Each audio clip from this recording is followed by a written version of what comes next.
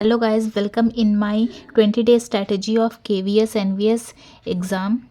तो आज की वीडियो में मैं अपने आज का टाइम टेबल बताने वाली हूँ कि मेरा टाइम टेबल क्या रहने वाला है। केवीएस एग्ज़ाम होने में अभी 17 टू 18 डेज़ अभी बाकी हैं, जिसमें से मेरा आज 4th डे है, जिसमें सबसे पहले मैंने आज शेड्यूल किया है जीके। अपने टाइम टेबल में सबसे पहला मैंने टॉपिक रखा है जीके। जीके में मैं साइंस रिवीजन करूँगी। कुछ मेरे नोट्स हैं बायोलॉजी के, उन्हें मैं नोट्स को रिवीजन करूँगी। और उसके बाद एक वीडियो देखने वाली हूँ पीवाईक्यू, जो अध्ययन मंत्रा से मैं करूँगी। उसके बाद नेशनल पार्क जो हैं, ये मैं अपने बुक ल्यूसेंट की बुक से जो इम्पोर्टेंट पार्क्स हैं उनको कवर करने वाली हूँ।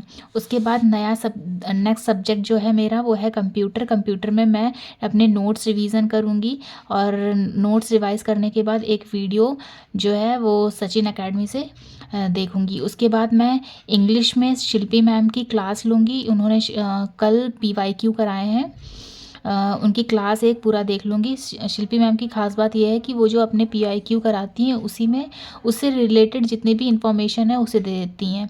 तो उससे बहुत हेल्पफुल होता है कि हमें पूरे अभी कम समय में ज़्यादा से ज़्यादा हमें कैसे क्वेश्चंस आते हैं, उनसे रिलेटेड क्या कॉन्सेप्ट हैं, उन पे हमें क्या करना है, फोकस करना है। इसीलिए मुझे शिल्पी मैम की इंग्लिश के लिए जो क्लास है वो ज़्यादा सही लगती है। उसके बाद मैं अभी अध्ययन मंत्रा का एक फुल लेंथ मॉक टेस्ट होने वाला है, जो कि यूट्यूब में ही होगा, और मैं उसे देख लूँगी। और उसके बाद ये मेरा आज का टाइम टेबल है।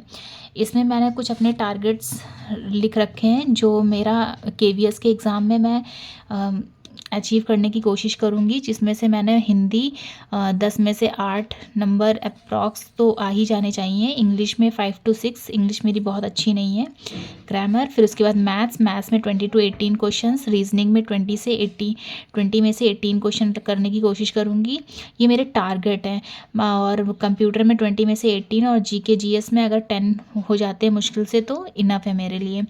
तो मेरा जो टारगेट रहेगा केवीएस के लिए वो 69 to 76 विदाउट एनी मिस्टेक करने की कोशिश करूँगी। और जो मुझे बहुत ज़्यादा डाउट लगेगा उन्हें मैं स्किप करने की कोशिश करूँगी। तो ये मेरी विथ एक्यूरेसी लाने की कोशिश रहेगी कि 69 के अबव ही मार्क्स आएँ, तभी कहीं मेरिट में नाम आ सकता है, क्योंकि केवीएस में बहुत लोग फॉर्म फिल किए हैं और केवीएस की वैकेंसी भी काफ़ी सालों बाद आई है इस वजह से।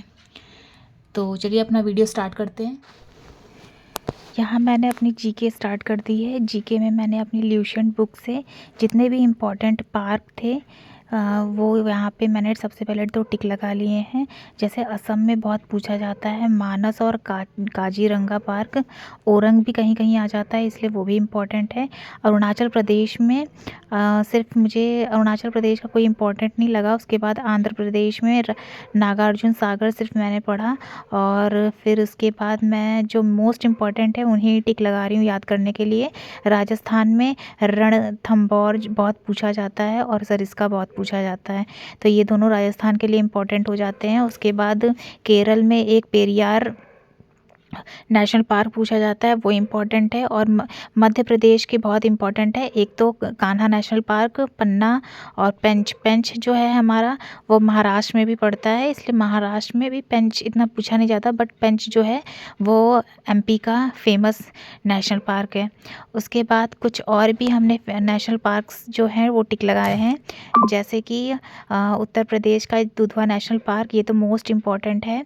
और पीलीभीत भी इम्पॉर्टेंट है और आजमगढ़ भी इम्पॉर्टेंट है। और वैसे दुधवा नेशनल पार्क ज़्यादा इम्पॉर्टेंट है। उसके बाद हमने उत्तराखंड में जिम नेशनल पार्क थोड़ा बहुत टिक लगा लिया है। और उसके बाद कुछ इम्पॉर्टेंट उपनाम हैं, वो मैंने यहाँ पे टिक लगाए हैं याद करने के लिए, जिसमें से जैसे कि पूछ लेता है त्योहारों का नगर किसे बोला जाता है, मदुरई को। ऐसे ही मैंने जो इम्पोर्टेंट जो कई एग्ज़ामों में पूछे गए हैं उनको टिक लगाया है और उसमें उसके बेसिस पे ही इन सबको सिर्फ पढ़ लिया है कि ये मेनली क्या होते हैं। और सबसे मोस्ट इम्पॉर्टेंट है, हमें ये पता होना चाहिए कि हमारे जो स्टेट्स हैं और यूनियन टेरिटरीज़ हैं वो कितनी हैं, क्योंकि अभी भी बहुत लोग कंफ्यूज होते हैं इसमें। तो और इसमें एक और चीज़ पूछा जाता है 7 सिस्टर्स के बारे में। 7 सिस्टर्स जो हैं वो कौन कौन सी हैं और उनकी हमें जो कैपिटल है वो भी लर्न होनी चाहिए। जैसे असम हो गया, नागालैंड हो गया, मेघालय हो गया, और त्रिपुरा हो गया। और उसके बाद हाँ, एक और क्वेश्चन आता है, क्या सिक्किम जो है सेवन सिस्टर्स में आता है? तो सिक्किम जो है वो सेवन सिस्टर्स में नहीं आता है। ये हमने कुछ नाम लिखे हैं। इसमें हमें जो कैपिटल है वो बहुत ही परेशान करती हैं, कैपिटल हम हमेशा भूल जाते हैं।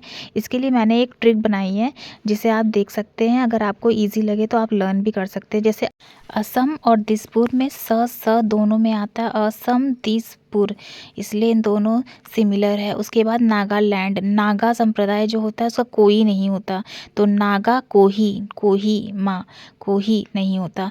और मेघालय, मेघ जो होते हैं वो हमसे बहुत दूर होते हैं, इसलिए लॉन्ग डिस्टेंस पे होते हैं, मेघ लॉन्ग। और मिजोरम, रम में हम लोग क्या डालते हैं? आइजॉल, मिजोरम का आइजॉल हो जाएगा। उसके बाद त्रिपुरा क्या, त्रिनेत्र वाले कौन है? शिव जो होते हैं, अगर हमसे रूठ गए तो क्या होगा? अगर, इसलिए आया। फिर मणिपुर, मणि जो होती है वो क्या होती है? मणि सांप की होती है, और सांप कैसा होता है? लंबा, फॉल की तरह, फॉल जो साड़ी में लगाया जाता है। फिर अरुणाचल प्रदेश की तो ईजी है, ईटानगर, ये हमारी राजधानी थी, कैपिटल थी, जिसे हम ईजी ट्रिक से याद कर सकते हैं। उसके बाद मैंने अपना जो बायोलॉजी था, साइंस में बायोलॉजी, वो मैंने अपना जो मेरे नोट्स थे उससे मैंने रिवाइज़ किया है, और जिसमें मैंने आज का जो टॉपिक लिया है वो है डाइजेस्टिव सिस्टम जो है, ये भी इसमें एग्ज़ाम से काफ़ी क्वेश्चंस बनते हैं, जो कि मेरे पहले के नोट्स थे जो मैंने पहले बना रखे हैं अदर एग्ज़ाम्स के लिए, वो मुझे आज इस एग्ज़ाम में हेल्पफुल हैं, इसलिए ये टॉपिक जो है मैंने आज यहाँ पे रिवाइज़ किया है।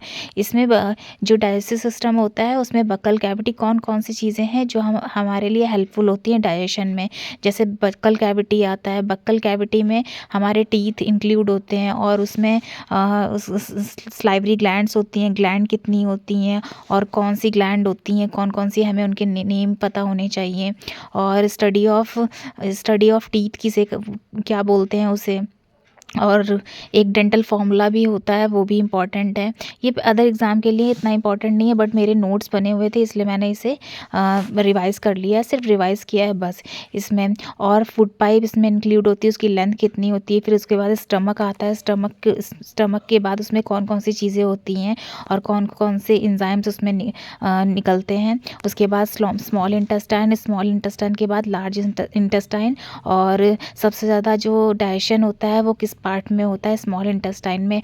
और लार्ज इंटेस्टाइन में जाने पे क्या हो जाता है? एब्जॉर्प्शन स्टार्ट हो जाता है। तो ये सब चीज़ें हमें छोटी छोटी हैं जो हमें पता होनी चाहिए। और बाइल जूस के बारे में मैंने पढ़ा इसमें, और पेनक्रियाज के बारे में 2-3 क्वेश्चन बनते हैं, उसके बारे में मैंने डिटेल में पढ़ा है।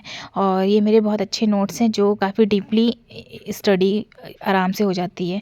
इसके बाद मैंने अपनी इंग्लिश स्टार्ट की है। इंग्लिश में मैंने शिल्पी मैम से इंग्लिश की जो PYQ है KVS के, उनको यहाँ पे उनके क्वेश्चंस लगाए, और काफ़ी मुझे जब मैंने स्पीड मोड में लगाया है और इस यूट्यूब को, सॉरी इस वीडियो को, और स्पीड में ही मैंने आंसर देती चली गई, और अब मैंने इसमें देखा कि मेरे बस 1-2 क्वेश्चन ही इनकरेक्ट थे बाकी। और इन मैम की मुझे खास बात ये लगती है, जब ये क्वेश्चन कराती हैं तो उसी क्वेश्चन से रिलेटेड पूरा कंटेंट प्रोवाइड करा देती हैं, मतलब उसे समझा देती हैं, ताकि आप उससे रिलेट कर सके कि वो क्वेश्चन जो हुआ है वो किस तरीके से उसमें चेंजेस आया, या उसका आंसर जो है वो क्यों है। तो और इतने कम समय में पूरे टॉपिक को पढ़ना भी आसान नहीं है, तो मैंने इसे फ़ास्ट मोड पे जल्दी जल्दी देख लिया और रिवाइज़ कर लिया अपना, जो जो मुझे इससे एक आइडिया लग गया कि किस तरीके के क्वेश्चन आएंगे। और उसके बाद मेरा जो नेक्स्ट सब्जेक्ट था वो मैंने KVS के लिए मैंने अध्ययन मंत्रा के जो सर हैं उनसे मैंने जनरल अवेयरनेस पढ़ी, जीके में उन्होंने फुल वर्ड और इंडियन जो हिस्ट्री नहीं, ज्योग्राफी, वो उन्होंने पढ़ाई। और उसके बाद मैंने एक क्लास इनकी की है, और इनके क्लास में भी मैं आंसर, सबसे अच्छा है कि हम आंसर जो पहले वीडियो देखें उसमें हम आंसर्स अपने आप देते चले जाएं, वो ज़्यादा सही रहता है। उसके बाद हमें पता चलता है कि कौन से क्वेश्चंस नहीं आ रहे हैं, उन्हें हम एक कॉपी में लिख सकते हैं। तो मेरी तो ये स्ट्रैटेजी रहती है कि मैं जो क्वेश्चंस नहीं आते उन्हें लिख लेती हूँ, और बाकी जिनके क्वेश्चंस जो मुझे आ रहे होते हैं और उनसे हेल्पफुल हो जाते हैं वो, कि हमें और अदर उससे रिलेटेड क्वेश्चंस कौन से नहीं आ रहे हैं, उनको नोट डाउन कर लेती हूँ। उसके बाद जब मेरा जीके कंप्लीट हुआ तो कंप्लीट होने के बाद मैंने थोड़ा बहुत रेस्ट किया, और रेस्ट करने के बाद जो मेरा अगला टॉपिक था वो मेरा कंप्यूटर था।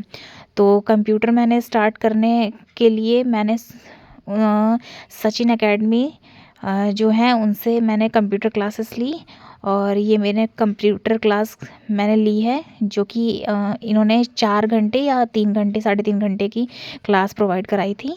ये मेरा आज का रूटीन था। Thank you.